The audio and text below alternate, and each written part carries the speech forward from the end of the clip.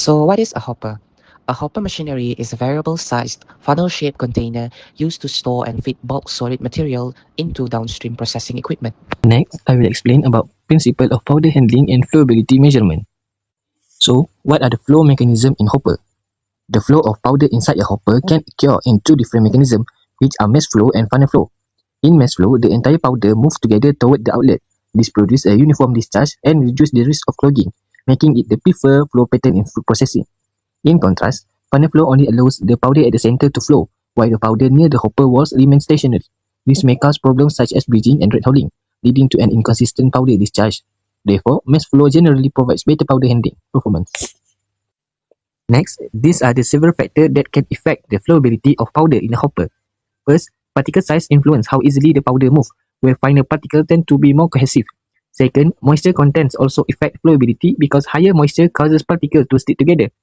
In addition, the hopper wall angle and outlet size determine how smoothly the powder is discharged. Finally, the material flowability, which depend on its physical properties, influence the overall powder flow. All of these factors affect the angle of repose, which is used to evaluate powder flowability. Before using this other hopper, let's quickly go through the 5 pre-use steps. First, wear appropriate personal protection equipment, which is safety glass, glove, and a dust mask if need. Personal protection is your first line of defense. Second, ensure the hopper and stand are stable. Give the again gentle shake to confirm they won't tip over during operation. Third, check that the hopper is clean and dry. Any leftover moisture or residue from previous use could contaminate your fresh sample.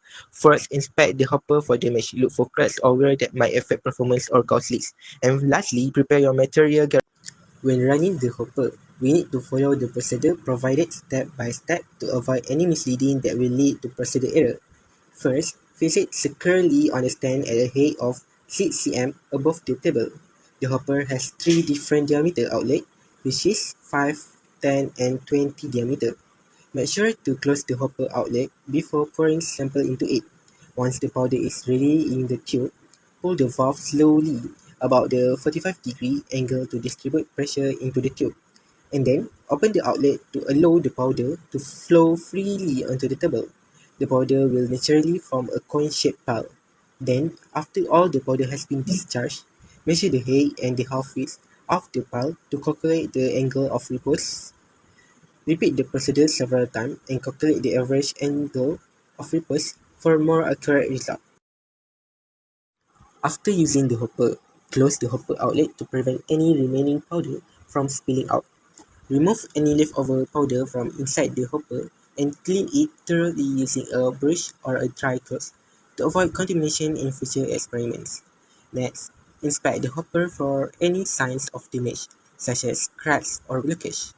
To ensure it remains in good working conditions, clean the surrounding work area to maintain a safe and tidy laboratory environment. Finally, store the hopper properly in its designated place to protect it.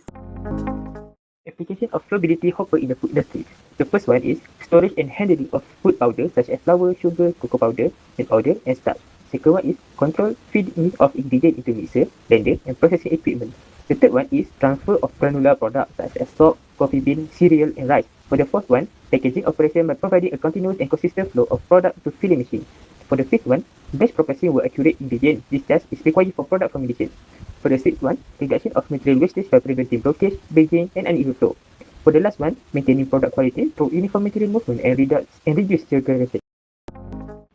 Disadvantages of using hopper machine. First, increased segregation. The V-shaped surface creates avalanching flow, causing significant particle size segregation. Second, intermittent, unreliable flow. Discharge rates are often erratic and unpredictable, which is a major disadvantage for process control. Third, may require flow aids. To mitigate flow problems, funnel flow hoppers often need complex and expensive auxiliary equipment like vibrators, air cannons, or mechanical agitators. Fourth, prone to rate holes and arching. Stagnant materials can gain strength over time, leading to stable rat holes that block flow. Their collapse can cause erratic discharge, severe flooding, or uncontrolled liquid-like flow, and even structural damage. Fifth, material degradation. The first in, last out pattern means the first material in can remain stagnant for a long time, leading to spoilage, compaction, or caking, which further degrades its flowability. In conclusion, a hopper is an essential device for storing and dispensing powder or granular materials in a controlled manner. In the angle of repose experiment, it ensures a uniform powder flow, allowing accurate determination of powder flowability.